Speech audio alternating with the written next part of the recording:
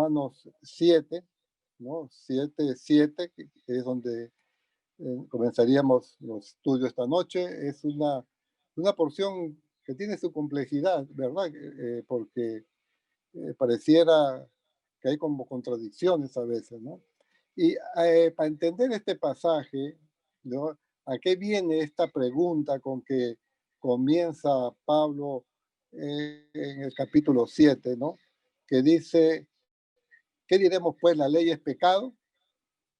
Esa pregunta es la, viene a colación de lo que ha venido diciendo en los primeros versículos, en los 6 primeros, donde si ustedes se recordarán hace 15 días que el apóstol hace una analogía con el matrimonio, ¿no? Y dice, bueno, la mujer casada que está sujeta a su marido por ley, pues si obviamente tuviese otra persona viva, pues sería adúltera, pero si el esposo muere, ella está libre de la ley, pues puede casar con otro. Y esta analogía la hace con respecto a que de comparar vivir bajo la ley, ¿no? Bajo el Torá, bajo las normas dadas, las normas religiosas vigentes, y la libertad en Cristo, vivir bajo el Espíritu, ¿no? Bajo haber muerto al pecado por fe, por gracia mediante la fe, ¿no? Y entonces, pues, insiste Pablo que nosotros allí que hemos muerto a la ley mediante el cuerpo de Cristo. Artículo 6 dice, pero ahora estamos libres de la ley por haber muerto para aquella en que estábamos sujetas, de modo que sirvamos bajo el espíritu nuevo, el régimen nuevo de espíritu y no bajo el régimen viejo de la letra. Entonces, toda esta explicación ha venido siendo dada por Pablo para hacer entender que toda la época desde Moisés en adelante que estuvo vigente la ley, pues la ley fue dada no como un principio de justificación o de santificación, sino darnos cuenta que era patente la necesidad del hombre de ser salvado. Y entonces, pero él sale con el versículo 7, cuando dice que, ¿qué diremos pues? La ley es pecado. Él sale a un razonamiento que pudiera surgir, ¿no? Que alguien que dijera, o como un judío ortodoxo que le puede decir, tú estás diciendo que dejemos a Moisés, el padre Moisés, que vayamos contra la ley que fue dada en Sinaí, eso es herejía. O otros que tomaran otra posición distinta, ¿no?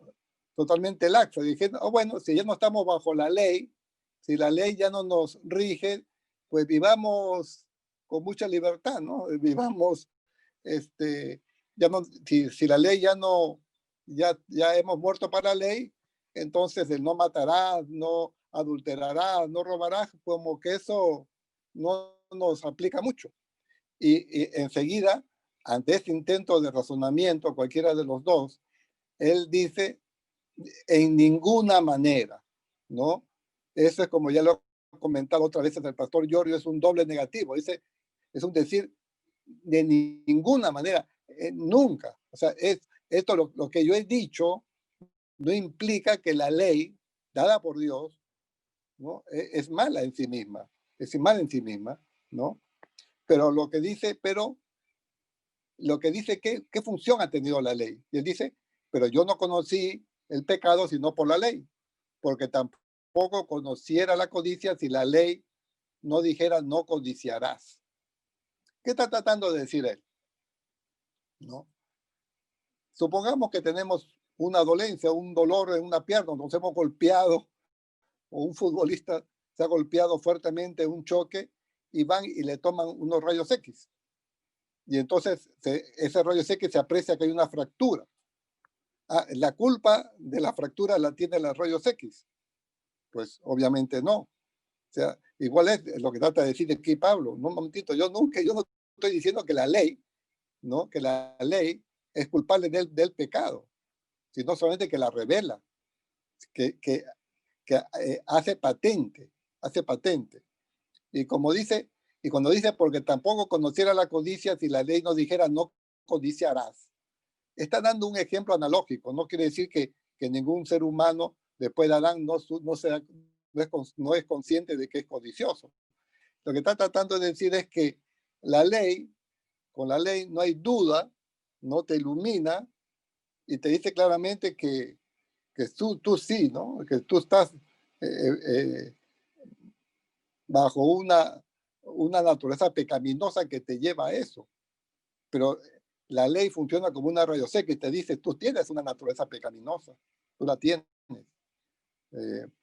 Y eso es lo que trata de decir él aquí. Y luego continúa en el versículo 8 diciendo, mas el pecado, tomando ocasión por el mandamiento, produjo en mí toda codicia, porque sin la ley el pecado está muerto. ¿Qué trata de decir también aquí? Está diciendo que el pecado causa, perdón, que el mandamiento causa el pecado, ¿no? Porque dice, sin la ley el pecado está muerto. O sea, si no hubiera ley, yo no tendría pecado.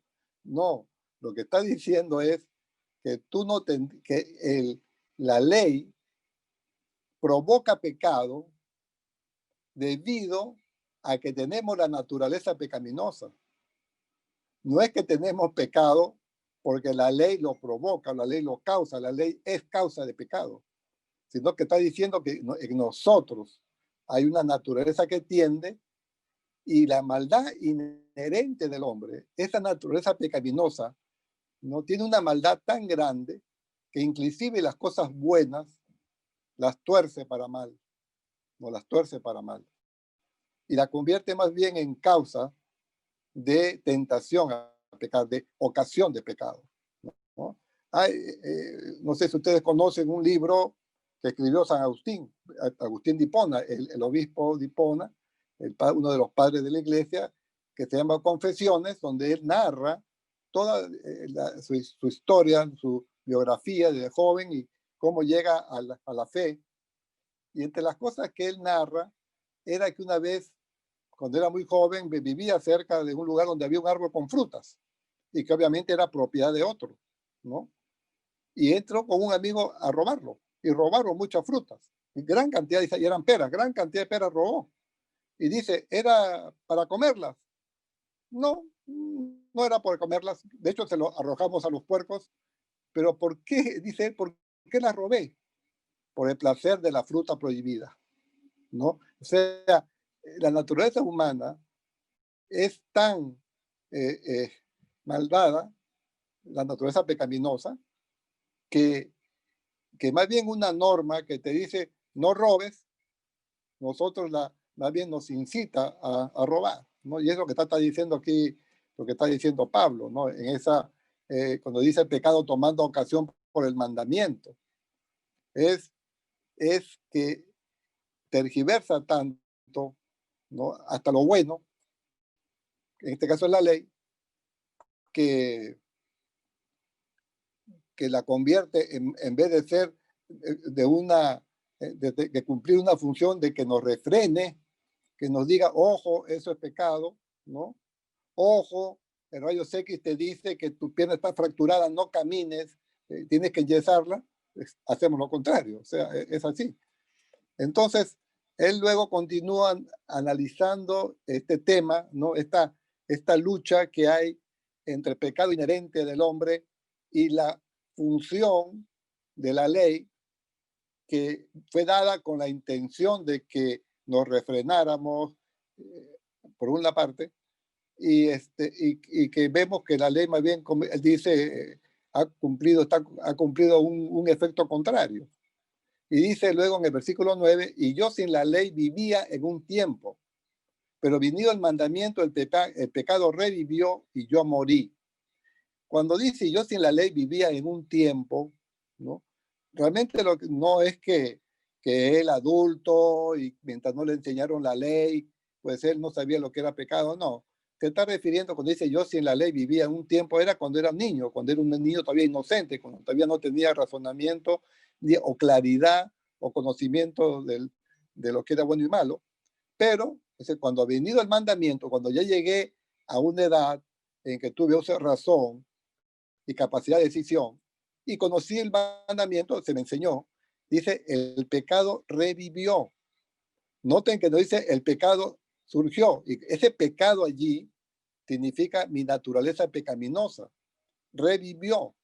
O sea, él está claro, yo nací con ella, pero se comenzó a expresar cuando llegué a una edad en que ya tuve conciencia de mis actos y como se me dijo que no debo hacer esto o aquello, pues el pecado revivió, tomó control de mí, caí y yo morí.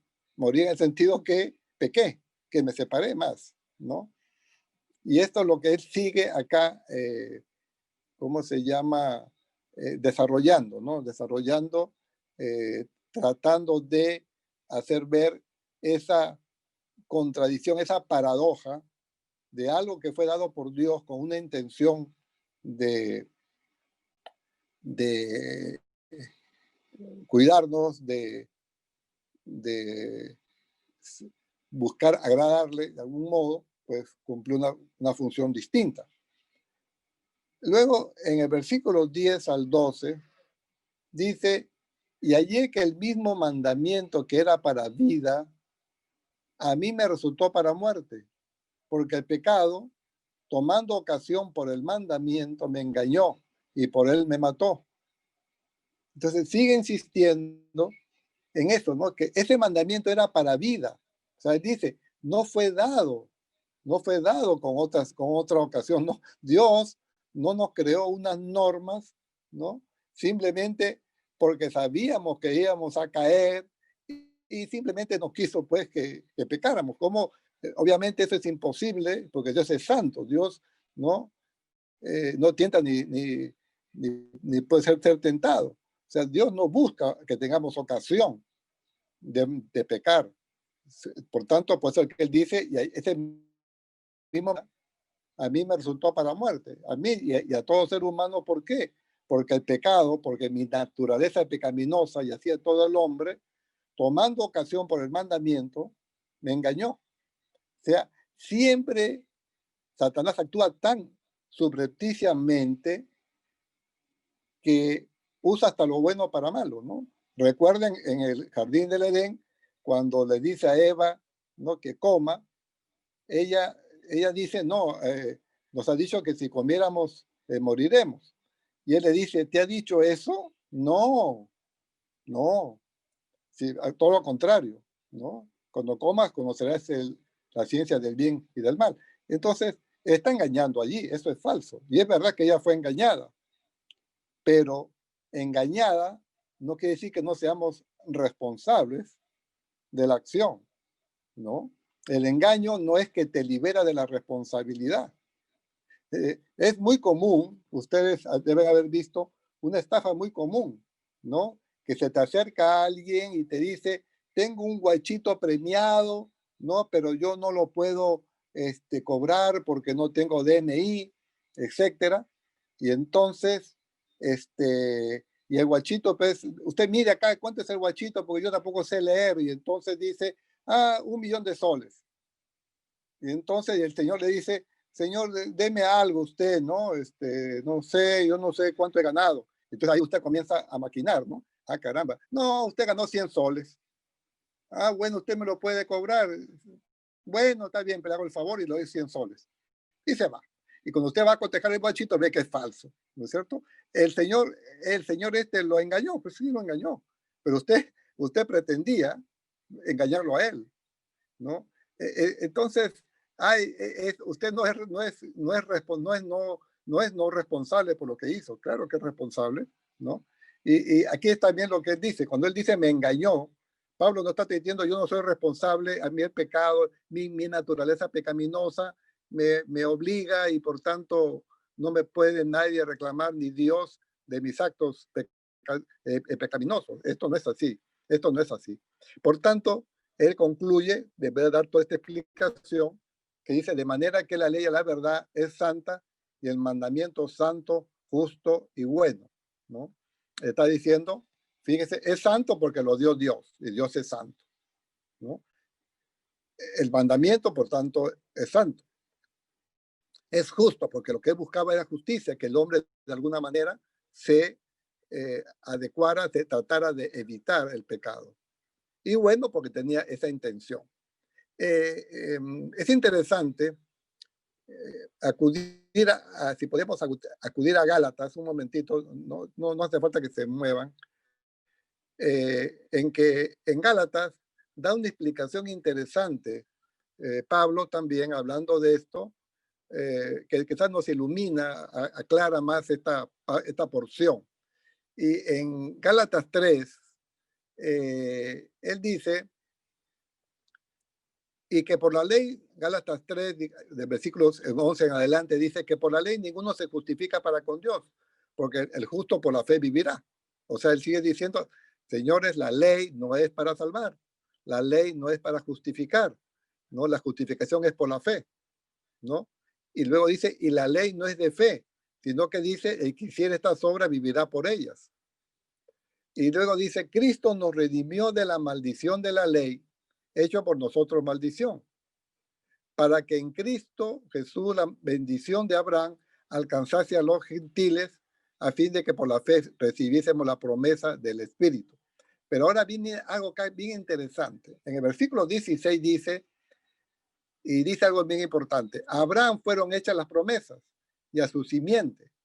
No dice y a la simiente como si hablase de muchos, sino como de uno, y a tu simiente, la cual es Cristo. Esto pues digo, el pacto previamente ratificado por Dios para con Cristo, la ley que vino 430 años después no lo abroga para invalidar la promesa. ¿Qué está diciendo aquí Pablo? Señores, ¿a quién se le dio la promesa de un Salvador? ¿A quién se le dijo que por su simiente vendría el Salvador, el Cristo? Abraham. Y Abraham es 430 años que Moisés y por tanto la ley. Si fuera que la ley fuese para la promesa, entonces habría dos promesas. ¿Y cuál es la que vale? ¿La ley o Cristo? Pero él dice no. La promesa fue dado a Abraham. Fue dado a Abraham, no fue dado a Moisés. No fue dado a Moisés. Y entonces él sigue analizando y dice, ¿y entonces para qué sirve la ley? Versículo 19 del capítulo 3 de Gálatas. ¿Para qué sirve la ley? Dice, fue añadida a causa de las transgresiones hasta que viniese la simiente, o sea, Cristo, a quien fue hecha la promesa. Entonces él está diciendo, ¿para qué se dio la ley? Dice Pablo acá, que nos ayuda a iluminar Romanos. Se lo dio como la promesa, es la simiente de la ley. Dice, no, la ley nada más fue dada a causa de las transgresiones. O sea, entre la promesa y la llegada de Cristo iba a pasar muchos años. Y por tanto, pues Dios en su infinita misericordia quiso dar una norma para que nos aclarara lo que iba contra su carácter, Entonces, por eso que él sigue añadiendo aquí mismo en Gálatas, dice, ¿y la ley es contraria a las promesas de Dios? Dice, no, porque si la ley dada pudiera vivificar, la justicia fuera verdaderamente por la ley. Dice, hay contradicción, dice, entre la ley dada por Moisés y la promesa en Cristo, o Cristo. Dice, no, porque la ley no vivifica, la ley no justifica. La justicia viene fuera de la ley, viene por Cristo, ¿no?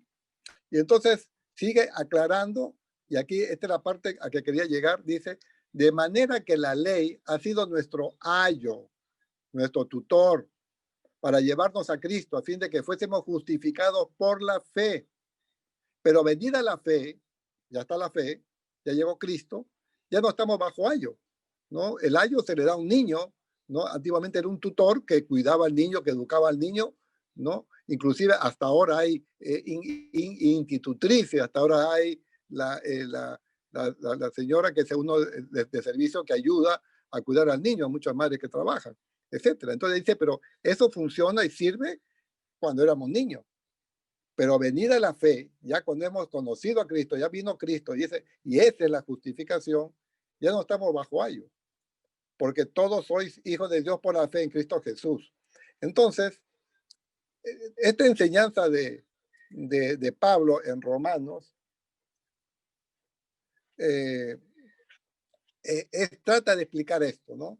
Trata de explicar esto, que realmente la ley, el error de la ley para el judío fue tomar, pero por una parte fue tomar la ley como medio de salvación y de justificación, cuando eso no fue el propósito, es lo que está tratando de explicar él. ¿Y por qué dice? Y luego tiene que aclarar que no es mala, sino santa, justa y buena, porque fue dada por Dios y revela su carácter. O sea, el hecho de que ahora estemos bajo el Espíritu no significa que entonces los 10 mandamientos ya no nos rigen a nosotros. O sea, no, refleja el carácter de Dios, ¿no? Lo que sí dice es que nuestra justificación es por la gracia, por medio de la fe, ¿no? Recuerden ustedes, quiero cerrar con esto, que en Deuteronomio 28, cuando Moisés ratifica el sentido de los mandamientos, dice: acontecerá que si oyeres atentamente la voz de Jehová tu Dios, para guardar y poner por obra todos tus mandamientos que yo te prescribo hoy, también Jehová tu Dios te exaltará sobre todas las naciones de la tierra. O sea, aquí hay una promesa. Dice, ¿no? Si ustedes guardan y ponen por obra todos sus mandamientos. Ajá. Entonces me dice a continuación, ¿acaso si cumples y pones por obra todos sus mandamientos, serás salvo? ¿Serás justificado? No, dice, vendrán por ti todas estas bendiciones. ¿Cuáles? Bendito serás tú en la ciudad y bendito en el campo. Bendito el fruto de tu vientre, el fruto de tu tierra, el fruto de tus bestias, la cría de tus vacas, los rebaños de tus ovejas.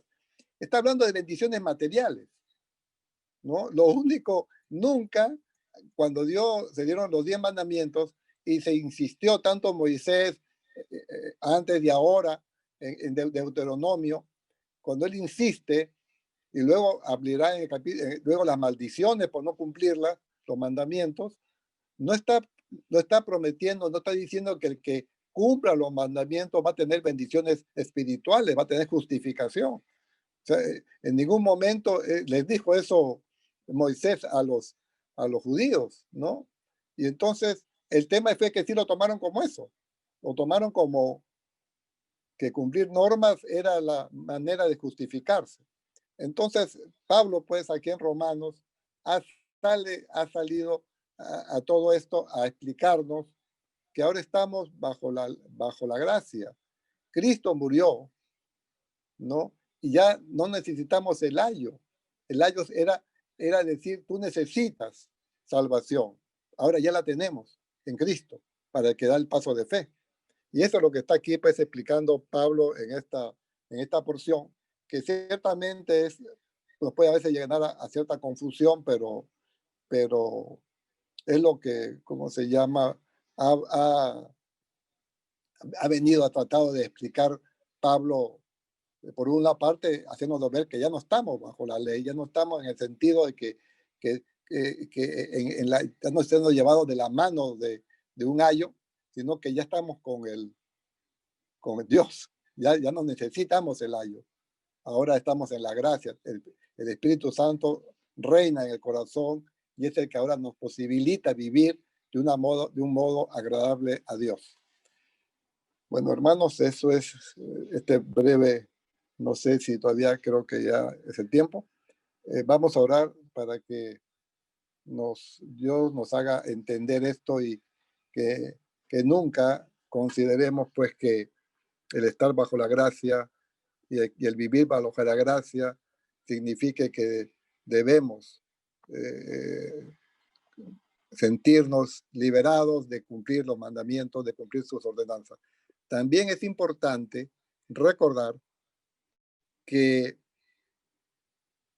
Pablo enfatiza que sí reconoce que debido a nuestra naturaleza pecaminosa, el pecado crea por su maldad, crea esa tendencia más bien a incumplir, ¿no? Se nos dice que no hagamos esto y parece que nos incita más bien hacer eso. Pero eso no por culpa de la norma, como dije, sino la culpa de nuestra naturaleza.